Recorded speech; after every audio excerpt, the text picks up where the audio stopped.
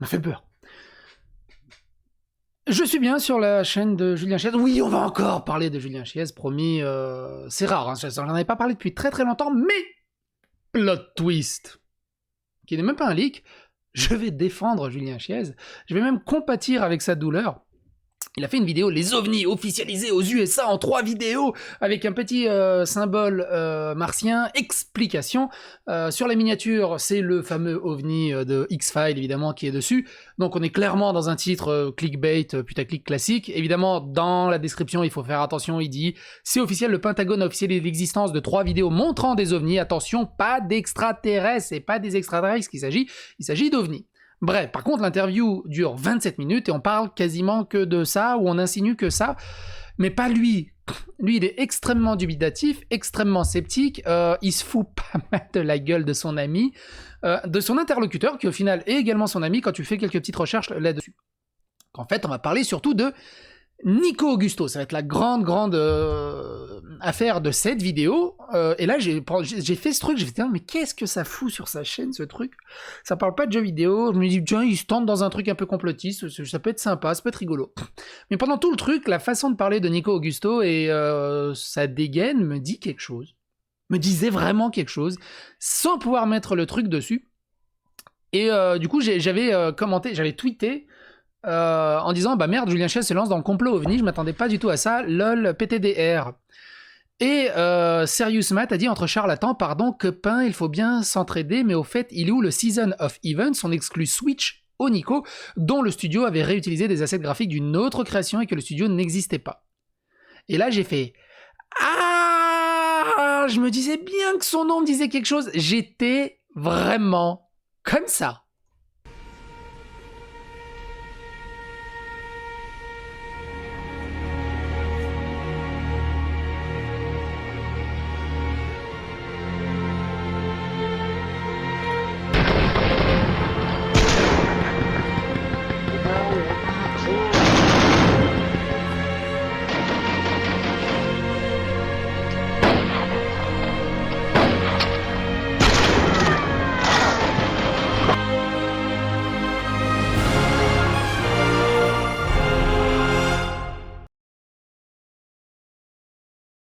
J'étais vraiment comme ça.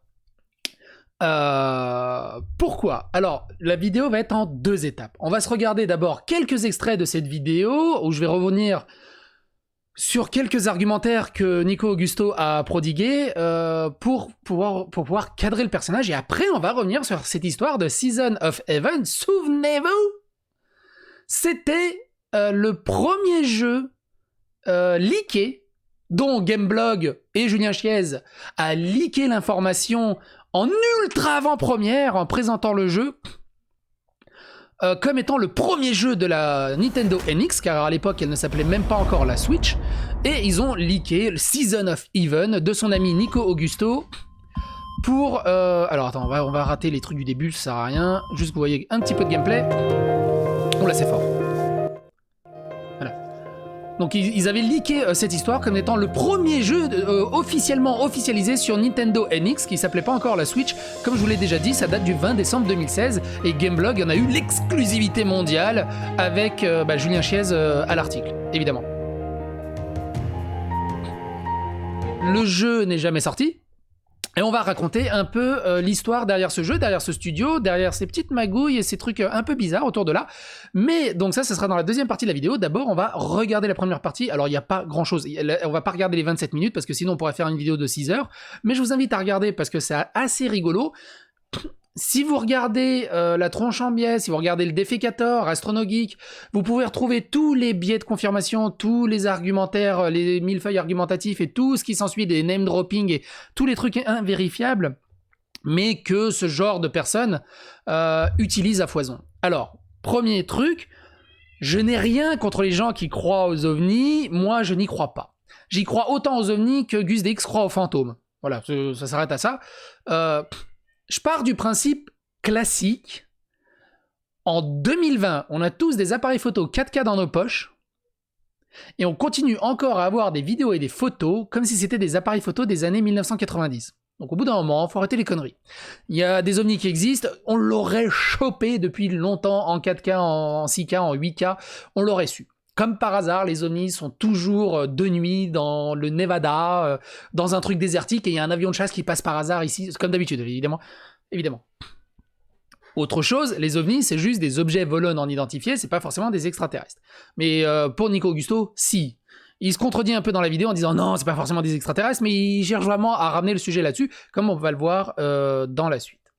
On va se lancer directement dans un truc rigolo, je crois que c'était à 10-10, je suis pas sûr, on va vérifier si c'était bien ça. 10-10. Évidemment, comme je l'ai déjà dit, je suis hyper sceptique, j'y crois pas. Donc si par hasard je vous fais trembloter vos slips en disant des choses, mais Dalibor, faites un peu plus d'ouvert d'esprit, il y a des esprits à gauche, à droite, je vous empêche pas d'y croire. Je vous empêche pas d'y croire, mais m'empêchez pas de ne pas y croire. Et d'être un peu violent parfois dans mes arguments contre ceux qui y croient. Ma mère y croit. Bordel de merde. Ça ne veut pas dire qu'il y a quelque chose. Non, ça ne veut pas dire quelque chose. Je dis simplement qu'aujourd'hui, il est, à mon sens, extrêmement important de se poser des questions et de se dire, est-ce qu'il est temps de prendre ce sujet avec sérieux? Parce qu'on a des tonnes de rapports, d'observations, on a des données quantifiables qui sont présentes aux États-Unis, qui sont en France. Regardez, les Britanniques ont divulgué tout un ensemble d'archives il y a quelques semaines. Ah oui, le truc, c'est que pourquoi ça parle de ça? Actuellement, l'armée américaine, la NASA, je sais plus qui c'est, a pas divulgué des vidéos d'ovnis. Parce que tout le monde en dit, oh, ils ont divulgué des vidéos d'ovnis. Eux, ils disent, oh, ils ont confirmé l'existence des ovnis. Les ovnis, c'est vrai. Non, en fait, ils ont juste déclassifié. C'est tout. Ils ont déclassifié un truc qui était top secret, ça a tellement plus d'importance, ils l'ont déclassifié, démerdez-vous avec ça, c'est tout.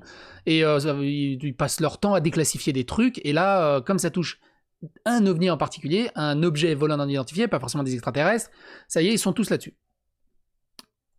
Sur le sujet, le Japon, je vais minimiser le Japon parce que c'est pas ce passage-là, actuel... Ah, c'est 11-05, autant pour moi. On va partir de là. On imagine qu'on soit seul, absolument seul, me paraît un peu présomptueux. Cela Tout à fait. Que ce soit à la même temporalité, qu'on se rencontre, etc., est aussi un peu complexe. Et vu à quel point on cherche et qu'on voit pas, bon, voilà. Enfin, moi je demande. Tu soulèves un point. Je demande d'avoir des faits. Exactement comme dit Julien Chiez, et vous allez voir, il est très sceptique tout au long de la vidéo. Mais les ovnis, ça. Le truc, c'est des faits, bon, juste un fait. Un fait. Et en fait, dans les heures, pas seulement cette interview, mais dans les heures et les heures et les heures et les heures de documentation que vous pouvez voir à gauche à droite, il n'y a pas une seule preuve tangible. En plus de 40 ans, 50 ans de recherche, se disant. Tu as raison, il est temps que nous ayons des faits. Alors là, c'est une première pierre, on a des vidéos identifiables avec des données. Maintenant, ce qu'on veut, c'est les rapports rattachés à ces vidéos. Ils n'ont pas de faits, mais maintenant, ils ont des vidéos identifiables. Ils ont juste des vidéos qui ont été déclassifiées, mais il n'y a rien d'identifiable. Mais sous-entendu, évidemment, maintenant c'est identifiable, c'est les ovnis existent.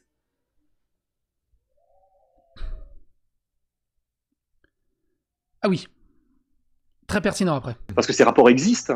Et d'ailleurs, Luis Elizondo, l'ancien du département de la Défense, a fait une interview chez Carlton Tucker aux États-Unis. Évidemment, le name dropping s'arrête pas. En disant que le gouvernement américain avait probablement récupéré des matériaux en provenance de ces objets. Donc maintenant qu'il y a des déclarations... Mais récemment Non, il y aurait déjà plus d'une décennie. Donc ce qu'on aimerait... Roswell? Alors, je ne sais pas, Roswell, c'est 47, c'est très vieux. Je pense que Roswell, c'est un cas d'école qui ne nous fait pas avancer. C'est beaucoup trop vieux. La plupart des gens sont décédés de cette époque. Je ne vais pas tenir le propos en entier, mais on parle de vidéos qui ont été déclassifiées avec des ovnis dessus. Lui, il prend un trampoline, il dit « Oui, c'est identifiable, mais regarde, ils ont pu récupérer probablement des matériaux. » Et Julien Chiez, très intelligemment, dit « Par rapport aux vidéos et des ovnis, non, il y a plusieurs dizaines d'années. » Et là, Julien Chiez rebondit également. « Roswell, alors ?» Et là, comme Roswell a été tellement violé par tous les débunkers de la planète entière, dans tous les sens, et qu'il ne reste plus rien de ce méga fake, Il dit oui, mais non, mais Roswell c'est trop vieux, ça nous fait pas avancer. Bah oui, évidemment. Évidemment, penses-tu que même si il s'avait trouvé un ovni en 1530 et que c'était officiel, il reviendrait tout le temps dessus. Mais là, Roswell s'est tellement fait démonter dans tous les sens que maintenant c'est trop vieux, ils en prennent plus compte. Au fur et à mesure de trucs, ça balance du name dropping dans tous les sens. On va en analyser quelques-uns qui sont rigolos, tout simplement pour voir que on est toujours dans les mêmes genres de noms, les mêmes genres de personnes et le même millefeuille argumentatif et surtout les mêmes arguments en boucle et toujours rien de tangible. Qu'il y a des choses que nous ne connaissons pas. Et Monsieur Juillet de la DGSE, l'ancien patron de la DGSE, dit un truc très juste. Ces objets peuvent peut-être venir d'autres mondes. On n'est pas rattaché à l'idée d'extraterrestre. Aujourd'hui, on voit que la science évolue dans les domaines quantiques de façon fantastique. Je vous invite à lire les travaux, par exemple, de Philippe Guimand, qui sont... Évidemment, le nouvel Eldorado, on va dire, de ce genre de personnes, c'est le domaine quantique. C'est bon, la science a pu expliquer ça, mais le quantique est encore très compliqué. Aux yeux des gens, le quantique, ça reste... quand c'est quantique, c'est pas automatique, mais c'est magique. Et du coup, ils peuvent tout faire dessus. Grâce au quantique, ils peuvent te guérir avec des cailloux, l'eau a de la mémoire, et il y a plein de choses. Ce sont des travaux vraiment fantastiques sur la recherche d'un point de vue quantique, les univers jumelés, les mondes parallèles. Tu sais, on n'a Nico, pas la réponse, mais je trouve ça fantastique. il y a déjà une chose, je trouve, que tout le monde, en tout cas tous ceux qui ont un animal de compagnie, un chien ou un chat, peuvent d'ores et déjà expérimenter. Moi, je le vois avec Epona, et pas plus tard que ce week-end. Ces animaux ont des perceptions que nous n'avons pas. Par exemple, nous avions une grosse souris dans notre garage. Bah nous, on ne sentait pas et tout. Et on voyait depuis plusieurs jours qu'Epona allait précisément dans des lieux, etc. Ah oui, non mais là c'est pas intéressant, il y a juste Julien Chiez qui s'étonne que son chien a réussi à sentir une souris dans le garage. Les chiens ont juste un odorat ultra surdéveloppé. C'est tout, il n'y a pas de sensorialité là-dessus, c'est juste biologique. Mais ça c'est pas intéressant. Ah oui, 20-40. Il reste 2 extraits et après on passe à la suite, vous inquiétez pas. Pareil, toujours dans le name dropping. Et regardez ce qu'il dit à cet endroit-là.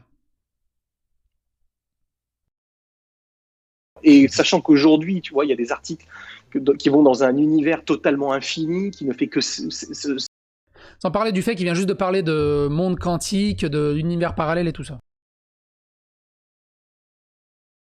S'agrandir. Bref, on est encore très loin de savoir. C'est pour ça qu'il faut être humble et qu'il faut surtout se pencher dessus. Et puis, en France, on a quand même un organisme d'État qui fait ce qu'il peut avec les moyens qu'il a, qui est le GEPAN. Il fait ce qu'il peut avec les moyens qu'il a. Forcément, ils ont trouvé aucune preuve tangible, donc ils font ce qu'ils peuvent, les pauvres. Mais lui, il a le truc. Qui est rattaché au CNES et qui étudie le phénomène depuis maintenant presque 40 ans. On a eu des gens fantastiques comme Jean-Jacques Velasco qui ont travaillé là-bas. Mais c'est quoi leur conclusion à date ? Leur conclusion, c'est que 3% de ces observations sont inexpliquées et défient globalement les lois des sciences que nous connaissons. Après, quand 3% des phénomènes inexpliqués en 40 ans de recherche. Donc c'est juste qu'ils n'ont pas l'explication parce que la photo est trop dégueulasse, mais ça il le dit pas, ou les preuves sont pas assez justifiées pour apporter une solution claire et précise. C'est juste parce que les preuves sont pas suffisantes ou trop dégradées. Ça il le précise pas. Par contre, Julien revient encore dessus. Ouais, mais c'est quoi leur truc à date ? Et à mon avis, quand il dit ça, c'est tout simplement par rapport aux vidéos qui viennent d'être déclassifiées. Mais lui, pouf, il rebondit sur 40 ans de recherche et il y a que 3% qui sont inexpliqués, sans expliquer c'est quoi vraiment ces côtés inexpliqués des 3%. Et une dernière chose qui est assez intéressante avant de passer à la suite.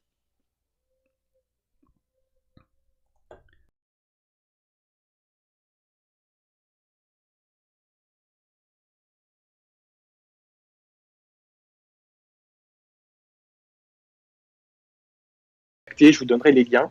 Et il y a un très bon documentaire pour les gens qui ne connaissent pas trop le sujet, qui a été diffusé sur Planète No Limites, qui s'appelle OVNI Affaires d'État, où dedans on entend des scientifiques de renom parler. L'ancien patron de la DGSE, Alain Juillet, prend la parole pour la première fois dans ce sujet-là. Il avait fait déjà quelque chose avec Thinkerview sur YouTube. Donc ce sont des gens très compétents, très sérieux, et je trouve qu'aujourd'hui, eh bien, on sort un petit peu des petits hommes verts des années 80 un peu ridicules pour aller vers un sujet probablement entre la physique, la philosophie, la spiritualité. Je trouve qu'il y a quelque chose d'intéressant et ça soulève un vrai point dans notre société. Tout à fait honnêtement, si nos arrière-grands-parents, et en vérité c'est donc il n'y a pas si longtemps, étaient téléportés dans notre monde actuel, et voyaient nos smartphones, la réalité augmentée, les trucs comme ça... Voilà, je pense qu'on en a fait le tour. Il fait encore du name dropping, il parle d'un reportage extrêmement important, OVNI Affaires d'État, qui est du même acabit que le fameux secret des pyramides, et il s'émerveille qu'aujourd'hui on a une ouverture d'esprit telle qu'on peut allier à la science et à la recherche des ovnis, et mettre dans cette recette du spiritisme, de la philosophie, évidemment, tout ça a extrêmement bien à voir avec la science. Bref. Est-ce que ça a vraiment sa place sur Internet ? Du coup, on rebondit également sur les histoires de complot par rapport aux histoires de complot par rapport à ce que YouTube cherche à contrecarrer, à éviter de diffuser ce genre de paroles. Est-ce que ça a sa place sur une chaîne de journalistes, de jeux vidéo ? Ça, c'est la question que je me pose. Évidemment, vous pouvez répondre à ça dans les commentaires, évidemment. On va voir quelques name dropping qui m'ont fait rigoler. Name dropping qui font figure d'arguments d'autorité. On parle de Alain Juillet qui est l'ancien directeur général de la sécurité extérieure de la DGSE. Et en fait, il y a un truc qui m'a fait marrer dans son Wikipédia. Ça m'a fait marrer, c'était ce passage-là. Franc-maçonnerie, bah oui, évidemment, franc-maçonnerie, hein. Et en fait, il y a un passage qui m'a fait marrer, qui n'a rien à voir avec l'affaire, mais ça m'a fait rigoler. Membre de la Grande Loge nationale française, il est l'un des leaders de l'opposition au grand maître contesté François Stéphanie. Il a annoncé le 23 février 2012 sa candidature à la grande maîtrise de cette obédience. Sa candidature n'a pas pu aboutir. L'organe de la GLNF, chargé de contrôler la légalité des candidatures reçues par le grand maître de l'obédience, a estimé que celle d'Alain Juillet ne regroupait pas l'ensemble des conditions requises. Alain Juillet participe à la création d'une nouvelle obédience maçonnique. Donc il n'a pas pu devenir chef des francs-maçons. Ok, bon, on va faire notre propre obédience des francs-maçons. Comme ça, c'est moi le chef. Ça m'a tellement fait rire. Donc il a créé la nouvelle obédience maçonnique, la Grande Loge de l'ancien maçonnique française, la GLAMF. Il en devient le premier grand maître le 28 avril 2012 lors de l'Assemblée générale qui s'est déroulée à Tours. Son mandat se termine en 2014 et comme la constitution de son obédience interdit le renouvellement du mandat d'un grand maître en place, il crée l'obédience, il pense même pas à ça. Alain Juillet ne se représente pas, mais il est très rapidement désigné pour diriger jusqu'en 2015 la Confédération maçonnique de France, dont fait partie la GLAMF à la Grande Loge de France. Je trouvais ça tellement rigolo. Autre chose, il cite plusieurs fois dans la vidéo les travaux de Philippe Guimand. Philippe Guimand a fait beaucoup de vidéos et de livres, la physique de la conscience, comment il appelait ça, je crois, l'âme, l'esprit humain, l'âme, expliquée par la science, prouver l'existence de l'âme par la science. Quand tu fais des recherches sur lui et sur son bouquin, on peut lire des extraits comme ça. Dès le début de la lecture du livre, j'ai été surpris par la rupture qu'a fait l'auteur avec certaines théories scientifiques populaires, telles que le Big Bang et la théorie de l'évolution de Darwin. Au même temps, j'étais fasciné par l'élégance du modèle qu'il présente, qu'il se dresse comme une alternative à des théories, mais qui va beaucoup plus loin en donnant des explications aux phénomènes mystérieux tels que les ovnis ou les EMI, les expériences de mort imminente, en employant les théories de double causalité et de synchronicité. Deuxième surprise, c'est la conciliation faite en toute fluidité par l'auteur entre physique et métaphysique, deux domaines pourtant rarement conciliables et se basant sur la théorie du vide quantique. Par contre, pour bien comprendre ces hypothèses, il faut être ouvert à un certain niveau de spiritualité. Pour expliquer des phénomènes de la science, il faut être ouvert dans un niveau de spiritualité. Évidemment. À ce propos, l'auteur adresse également à plusieurs reprises dans son livre une vive critique à ce qu'il considère comme l'impasse du matérialisme extrémiste dans laquelle la recherche scientifique contemporaine s'est renfermée, causant un effet d'autocensure de sujets d'études qui ne vont pas dans ce sens. Si tu vas chercher un peu plus loin, tu tombes même sur des articles de lui dans Merde. Tu tombes sur des articles de lui dans Hoaxbuster, hein, les défakers, quoi. La question n'est pas de savoir si sa théorie est bonne ou non, mais le fait de savoir que si son titre de chercheur au CNRS qu'il met en valeur dans sa biographie, il en parle 9 fois, dont 3 fois en gras, j'aime bien la précision, donne de la crédibilité aux théories de synchronicité et de double causalité qu'il défend. On peut noter dans sa biblio qu'il n'a jamais soumis à un comité de lecture scientifique ses théories sur ces deux sujets. Oui, c'est un scientifique du CNRS, mais concernant ces écrits-là, il n'a jamais été publié officiellement dans une lecture scientifique. C'est purement philosophique ou purement ludique, on va dire. À un moment, il parle aussi de Thinkerview. Il dit Thinkerview fait des bonnes choses du côté de Thinkerview sur un article que j'ai trouvé sur France TV Info. C'est une chaîne YouTube qui est dans une culture complotico-compatible. L'attirance de la contestation sur le système en place le conduit à inviter des gens qui flirtent parfois. Regardez, je vais zoomer. Oui.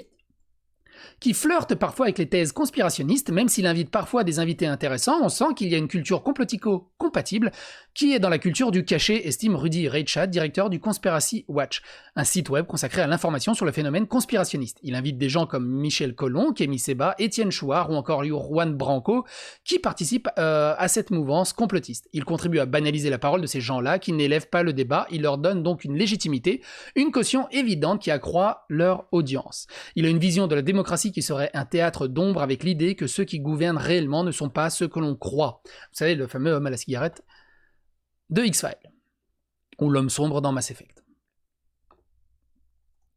Comparé par rapport à Season of Heaven, donc le fameux jeu Switch de Nico Augusto, le 14 décembre 2016, il y a un article dans Gameblog qu'il dit « Voici donc la première vidéo in-game de Season... » Pourquoi il n'y a plus de... Ah oui, je crois que je n'ai même pas surligné parce que c'était pas intéressant. Dévoilé en exclusivité sur Gameblog, dans la foulée, nous pouvons aussi vous proposer une nouvelle salve d'artwork inédit à découvrir dans notre galerie d'images. Pour mémoire, le jeu du studio français Any Art Productions tournait actuellement sur l'Unreal Engine 4. Et d'ailleurs, c'était une grosse question, est-ce que la NX à l'époque pouvait faire tourner du Unreal Engine 4 en espérant que les graphismes pourront atteindre ce degré de précision sur Nintendo Switch. En termes de gameplay, le joueur... Blablabla. Julien Chiez à l'époque, donc rédacteur en chef de Gameblog. Factor News, le 14 décembre 2016, donc on est 2 jours plus tard. 2 jours plus tard, Season of Heaven va-t-il l'emporter au paradis?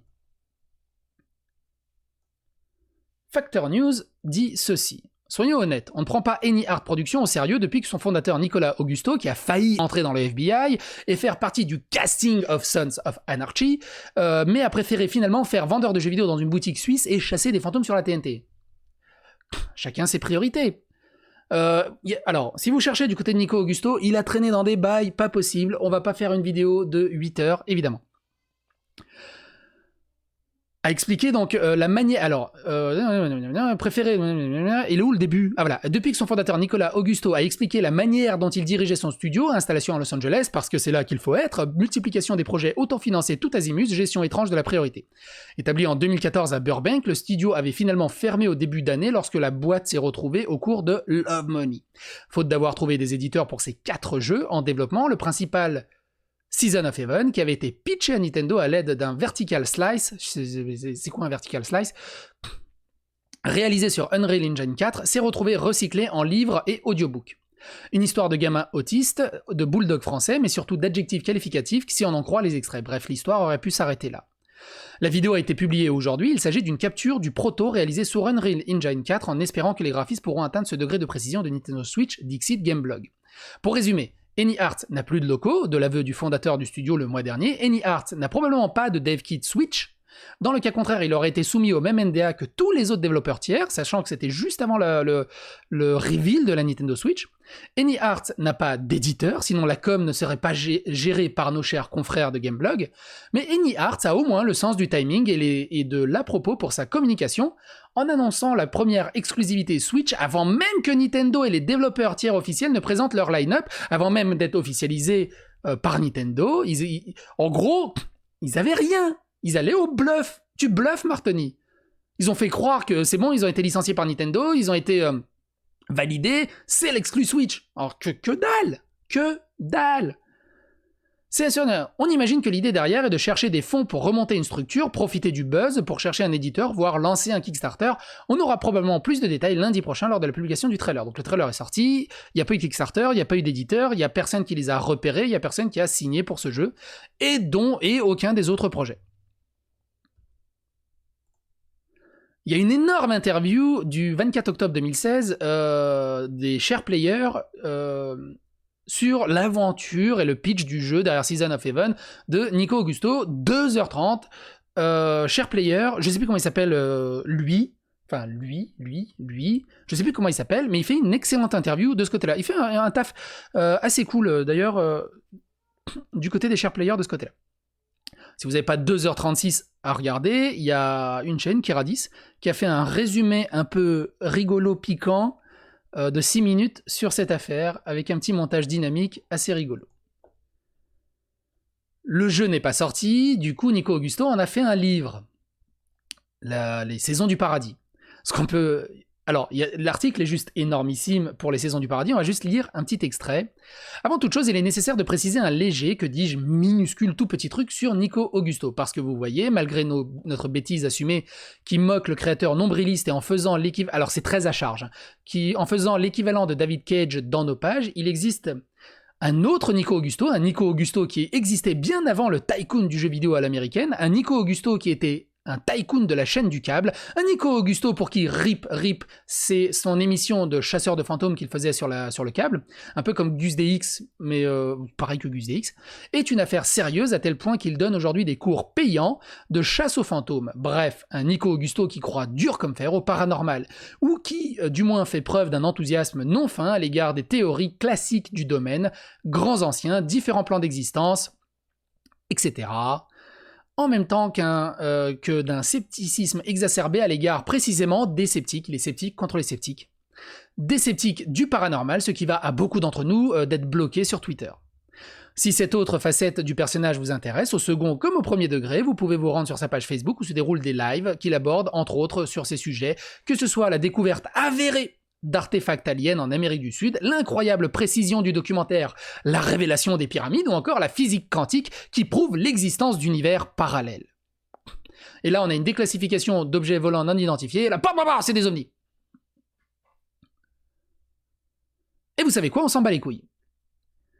Ou le fait que certains éléments d'intrigue sont présents sous une forme documentaire, et donc là, il explique ce qui se passe dans le bouquin, donc le bouquin est très mauvais d'après lui, et à un moment dans le bouquin, où le fait que certains éléments d'intrigue sont présentés sous une forme documentaire avec un entrain mal dissimulé, il n'y a guère de doute, le livre cherche à convaincre que les convictions de l'auteur devraient être adoptées par tous. Certaines sont des clichés inoffensifs, difficilement contestables, les méchants c'est pas très cool, mieux vaut être gentil et faire preuve de respect les uns envers les autres, et puis on épuise les ressources de la terre et on est cruel avec les animaux, c'est pas bien, il faudrait être vegan. Ça me fait rigoler. Hier, j'étais en train de jouer à Mario World. Je fais une petite parenthèse. J'étais en train de jouer à Mario World. Ma fille me regarde. Et je meurs contre un ennemi. Et d'un coup, elle me dit « Mais papa, faut éviter les méchants parce que les méchants, ils sont méchants, ils cherchent à te tuer. » Merci, mon cœur. Je l'avais pas remarqué encore. D'autres font lever le sourcil en déclenchant des fous rires nerveux. Les animaux communiquent par télépathie. Avant, les humains étaient aussi télépathes. Mais ces connards de judéo-chrétiens et ces enculés de Descartes ont tout fait foirer. Maintenant, à cause de lui, on a perdu ce super pouvoir. Oui. oui. Dans le bouquin, on apprend aussi comment écrire le bouquin. Toutes les 4 à 5 pages, on a le droit à de nouvelles plaines, une nouvelle montagne, une nouvelle grotte dont l'auteur nous jure, la main sur le cœur, qu'elle ne peut être décrite tant elle est somptueuse. Il passera malgré tout un paragraphe à le décrire, et que, promis juré, notre héros n'avait jamais vu de paysage pareil, sauf la fois d'avant, puis la fois d'avant, et puis la fois d'avant, etc. Et lorsqu'il s'agit d'apporter des informations et des précisions réellement importantes pour la compréhension de ce qui se passe, ce sont des apartés documentaires qui s'en chargent. C'est un peu l'équivalent du panneau défilant au début d'Alone is the Dark d'Uwe. L'article est assez gros, je vous invite à le regarder dans son entièreté de ce côté-là. Le 25 février 2018, tu sais pas pourquoi, il fait une interview en anglais d'une personne qui parle et il reparle de Season of Heaven. Is still using Unreal Engine 4 or... No, we are still working on UE4 for, it's an amazing engine, and it's a very it's an amazing tool. You know, we're starting all this process, as I said a long time ago, and we started working on Unity. Bon, il a un très bon niveau d'anglais, en même temps, il a travaillé à Los Angeles. Pourquoi 2 ans après, il revient sur ce sujet? Je sais pas. Là, on est en 2020, donc 2 ans après, on sait toujours pas. Il y a des rumeurs comme quoi le jeu pourrait revenir en 2020. C'est jamais. Du côté, je suis tombé sur un forum de jeuxvideo.com aussi le 26 février 2018 qui explique un peu plus en détail, qui résume l'affaire.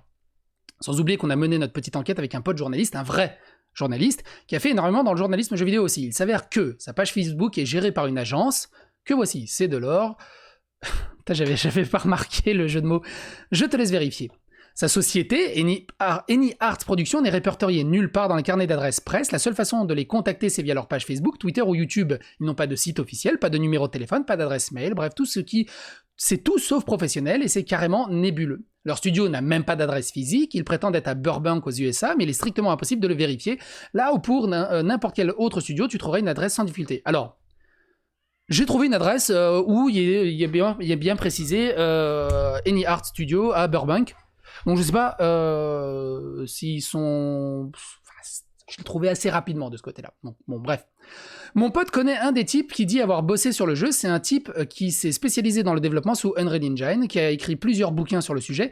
Son dernier boulot sur le jeu date de 2015. Ensuite, il s'est barré comme la plupart des membres de son équipe qui comptait une dizaine de personnes à tout casser. Il n'y a pas d'éditeur, pas d'aide au financement de son jeu, c'est financé par lui-même et ses proches, ainsi que certains membres de son équipe, et encore ceci à partir du principe que son jeu existerait bel et bien et serait bel et bien financé, car dans les faits, il n'en parle plus du tout depuis le coup médiatique avec Gameblog en décembre 2016. Il aborde un peu le sujet aussi dans l'interview de 2h30 sur 2016, mais depuis 2 ans, entre 2016 et 2018, j'ai juste trouvé la petite truc où il parlait en anglais. Le coup de l'annonce, en grande pompe de son jeu sur Switch, avant même l'annonce de tout autre jeu, n'était qu'un coup médiatique orchestré par lui et Chiez sur Gameblog afin de faire d'une pierre deux coups, tenter d'attirer l'œil des éditeurs sur son jeu dans l'espoir de le faire financer et pour Gameblog, un boom de fréquentation comme ils en ont rarement eu. Évidemment, le premier jeu exclusif sur Switch avant même que la console soit confirmée, avant même que Nintendo ait confirmé un line-up, avant même n'importe quel autre jeu confirmé. Tu m'étonnes qu'ils ont eu un boom de visites et de fréquentation.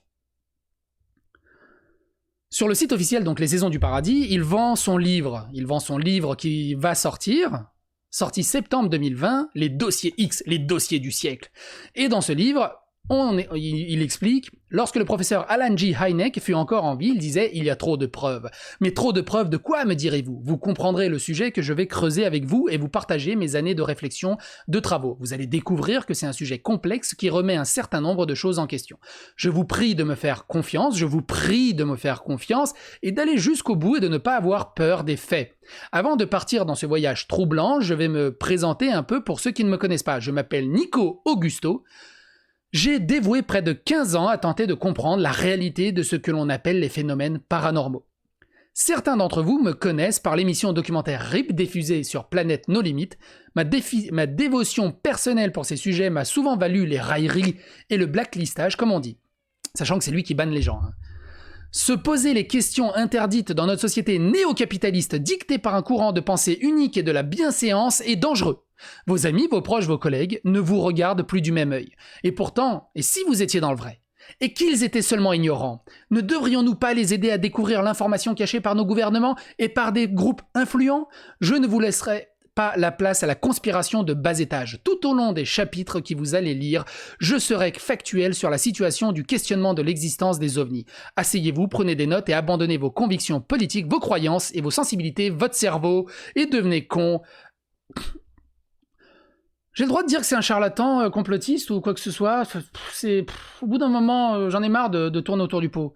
C'est du charlatanisme, c'est du complotisme, il joue là-dessus, il fait son beurre là-dessus, comme les gars, les chasseurs de Bigfoot qui trouvent un poil de cul de Bigfoot et qui font 4 livres dessus, et ils font payer des visites guidées dans la forêt. Oh, regarde, il s'est gratté sur ce boulot, hier je l'ai vu, enfin mais malheureusement j'ai plus de batterie, mais j'ai plus de carte SD dans mon appareil photo, sinon je l'aurais eu, mais croyez-le, d'ailleurs je raconte cette aventure dans ce bouquin qu'il va sortir la semaine prochaine, achetez les t-shirts, merci, au revoir. Moi, j'en ai marre de ces gens-là. J'en ai vraiment marre de ces gens-là. Le seul article... j'ai retrouvé un article pertinent du côté d'un site italien. Gameplay.it. qui dit « Résumant brièvement la question de Nico Augusto, directeur créatif de Anyarts et auteur du livre sur lequel le script du jeu est basé. Aurait déjà proposé le projet à Nintendo dans le passé, mais a été rejeté. Et Nico Augusto n'en parle nulle part. Enfin, je crois pas. Il parle qu'il a pitché le jeu, mais qu'est-ce qu'il est devenu ce pitch ? Je peux me tromper, hein, parce que je me suis pas retapé les 2h30. Je me souviens m'être tapé les 2h30 au moment où c'est sorti, mais c'était en 2016, c'était il y a 4 ans. Donc s'il en parle, autant pour moi. À ce moment, Augusto, qui était déjà plongé dans des problèmes financiers, qui ne pouvait même plus payer le loyer de bureau de la société, et sans avoir été trouvé l'éditeur pour aucun de ses projets, aurait décidé de couper la tête du taureau et d'agir sournoisement. Apparemment, Augusto ferait un mouvement stratégique pour gagner en visibilité auprès de la presse, puis commencerait à l'avenir avec un projet de financement participatif, même si honnêtement cela ne semble pas être un mouvement très intelligent. En 2016, c'était pas encore aussi bien vu les financements participatifs comme peuvent l'être aujourd'hui en 2020. À l'appui de cette thèse, il existe 3 indices importants. Les bureaux d'Anyarts basés à Burbank, Californie seraient fermés. Anyarts n'a pas de kit de développement de la Switch, et s'ils l'ont fait, pourquoi ont-ils rompu la relation de non-divulgation avec Nintendo ? Personne d'autre n'a divulgué à l'avance des informations sur les jeux Nintendo, et elle-même n'a jamais rendu public ce titre en aucune façon. Ça se trouve, il s'est grillé tout seul. C'est qui ce con là de français qui valide lui-même le jeu sur Switch, on ne lui a rien dit, il a pitché notre jeu, mais ça se trouve Nintendo il a dit ah ouais tu le prends comme ça, bah dégage, hein, dégage avec ton jeu. Ça se trouve c'est ça l'histoire, on n'en sait pas. Je suppute. La bande-annonce présentée il y a quelques jours ne semble pas être originale, mais plutôt une version retravaillée de la démo Kite d'Unreal Engine 4. Vous trouverez ci-dessus la vidéo. Donc, non seulement sa vidéo truc semble être une reprise d'une démo technique Unreal Engine 4. Je vous laisse de toute façon tous les liens dans la description. Et vous jugerez par vous-même. Nous avons contacté Gameblog.fr, le premier à divulguer les nouvelles de ce jeu, et Nintendo pour mieux enquêter sur cette affaire enfumée. Mais nous n'avons pas reçu de réponse. Restez en contact pour toute mise à jour. Gameblog n'a pas souhaité donner de réponse à ce sujet. Transparence, liberté de la presse, tout ça. Un jour j'en parlerai. Je fais une petite aparté. Un jour j'en parlerai. Je vous le mets dans la description de la vidéo. Si vous êtes encore là à ce moment de la vidéo, dites-le dans les commentaires. Il y a cette histoire qui est magnifique, cette émission qui est magnifique, jeux vidéo, journaliste vendu, suite au Doritos Gate qui a eu.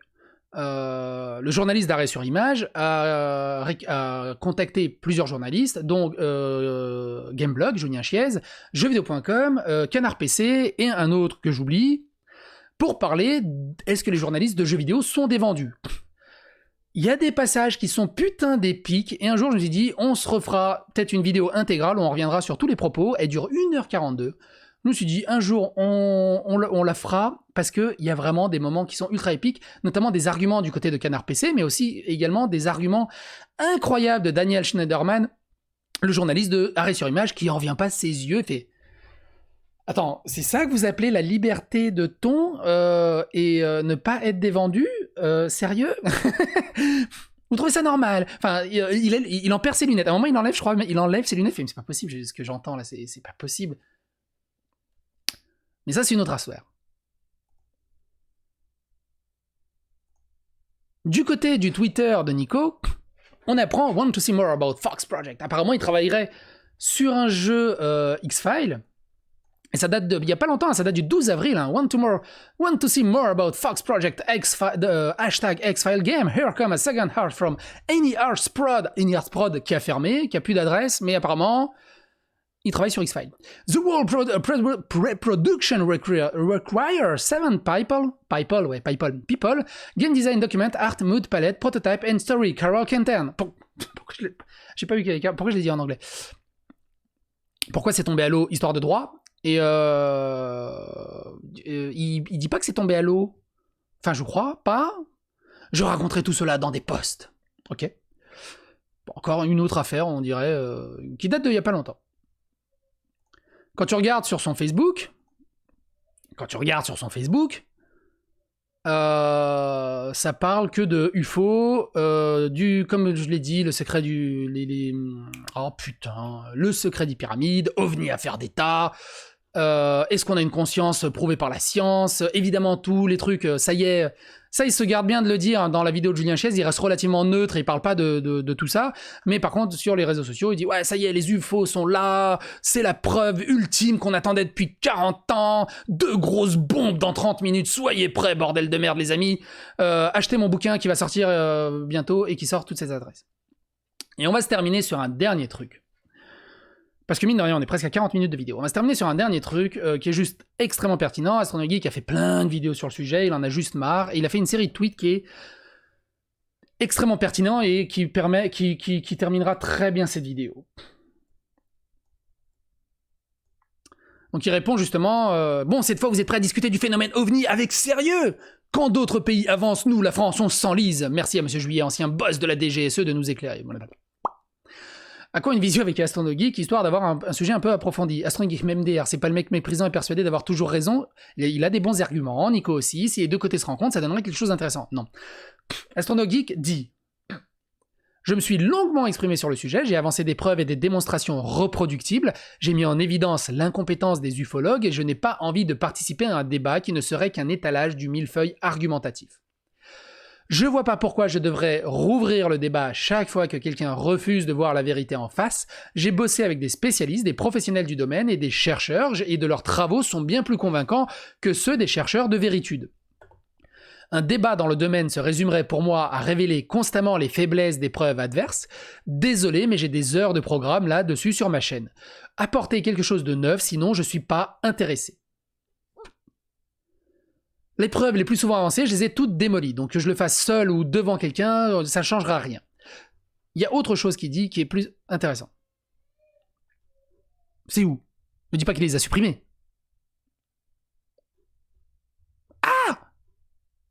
Ah voilà, c'est là. La déclaration du Pentagone, les travaux de Bigelow... Ah putain, j'ai pas parlé de Bigelow. Parce qu'à un moment, il cite Bigelow, c'est ça. À un moment, il cite Bigelow, les travaux hyper importants de Bigelow, qui est un homme d'affaires ultra sérieux, dans l'argumentatif. Donc tu cherches Bigelow, c'est un milliardaire. Robert Bigelow, les aliens sont sous notre nez. Il explique, au niveau de Paris Match, interrogé sur l'hypothèse des extraterrestres, Robert T. Bigelow a répondu à son tour: j'en suis absolument convaincu, il y en a eu, et il y en a encore une présence extraterrestre sur Terre. J'ai dépensé des millions et des millions sur cette question, sans doute plus que n'importe qui est aux États-Unis. J'ai dépensé sans compter. Relancé sur cette confidence par la journaliste Lara Logan, s'inquiétant de savoir s'il ne craignait pas de passer pour un fou, le milliardaire n'a pas cédé d'un pouce sur le terrain. Je m'en fiche, ça ne change rien à la réalité que je connais. Quant à la possibilité de croiser des extraterrestres lors de futurs voyages spatiaux lointains, il enfonce le clou, il n'y a pas besoin de bouger d'ici, ils sont déjà là, juste sous notre nez. Figure d'autorité avancée par Nico Augusto. C'est pas parce que t'es millionnaire, que tu dépenses des millions dedans. Bon, il a dépensé des millions dedans. Il n'y a toujours aucune preuve tangible. Et donc pour terminer donc ce que disait Astronogeek, il y a un gars qui lui dit la déclaration du Pentagone, les travaux de Bigelow, la déclaration des sénateurs, les observations des militaires expérimentés, puis les déclarations de la DGSE, il y a matière à débattre, non? Millefeuille argumentatif, c'est ce que je disais. Dans un seul tweet de 250 caractères, tu avances 5 arguments sans source, et moi je devrais me taper des jours de recherche pour vérifier tout ça, pour finalement trouver que c'est creux, pour que tu m'en avances 10 de plus, j'ai mieux à faire, désolé. C'est de la mauvaise foi sur le coup. Mettez-vous d'accord déjà sur un sujet, débattez dessus, on peut vraiment arriver à quelque chose. Non, c'est le principe du millefeuille argumentatif. Déjà là, il a avancé 5 trucs, et tu regardes la vidéo en 27 minutes, le nombre de drops, de name dropping qui balance et d'arguments millefeuille argumentatifs qui balance Nico Augusto dans la vidéo avec Julien Chiez, c'est exactement pareil. Tu sais le temps que ça prend de vérifier des infos, je dis que je voulais pas débattre, et je dis pourquoi, je refuse, point barre. Il m'est déjà assez fait chier par le passé. Et bien entendu, ça va être moi le méchant parce que je ne peux pas débattre. Mais j'ai encore le droit de pas vouloir perdre mon temps là-dedans, que je sache. J'ai jamais dit que t'étais le méchant, c'est juste dommage de refuser une invitation d'une personne qui, comme toi, est passionnée par ce domaine. De plus, je me répète, vous êtes 2 grosses pointures dans ce domaine, vous connaissez votre sujet, c'est con quoi. J'ai pas dit que je t'avais dit que, j'anticipe sa réaction à lui, les absents ont toujours tort, je le connais, c'est mort, je ne veux pas discuter avec lui, j'ai littéralement mieux à foutre de mes journées. Mec, demande-lui de lui fournir une seule preuve matérielle, que ce ne soit pas un témoignage, un obscur rapport, une photo floue, une seule preuve. On a des preuves solides de l'existence du boson de Higgs, des sprites stratosphériques, mais les ovnis, nada. Et on va se terminer là-dessus. Sur ce, les amis, merci d'avoir suivi cette très très grosse vidéo qui sort un peu du sujet. Ça parle quand même un peu de jeux vidéo avec ce Season of Heaven. Est-ce que le jeu sortira? On verra bien, on n'en sait rien. J'espère que cette vidéo vous a plu. On se retrouve pour de nouvelles aventures. N'hésitez pas à vous abonner, à liker, à soutenir la chaîne. Bye bye.